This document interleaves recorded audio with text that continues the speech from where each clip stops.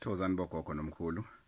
Ugogo bathini Barcelona nalithuba elikhona ukuthi uhlangane mathupha nesalukazi sendoda eDurban Exhibition Center umhla ka-15 ngesonto leli siya kulo mhla ka-15 lapho soba sixhasa nathi uzakwethu umlekeleli mbanjwa elontsha incwadi yakhe yesibili ethi amava ahlabahlosile.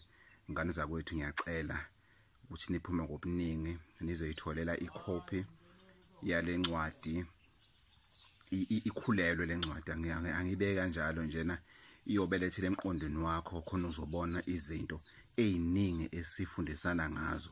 Ezinye izinto uzizwa ikhuluma ugogo lana elokhuzaneni ku YouTube, ezinye izinto nami ngisuke ngikhile nami kuyena naye uyakha kimi sibambisene.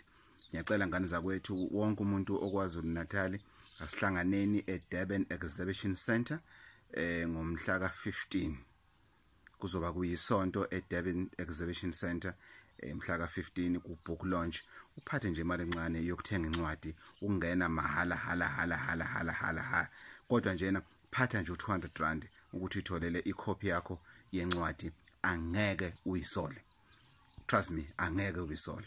Ngane zakwethu asihlanganeni ngesonto eDurban Exhibition Center. Mufuna ukumitha isalukazi sendoda ngizoba ngikhona mathupha nabafowethu. Sizoba nje indlu yobigcwele.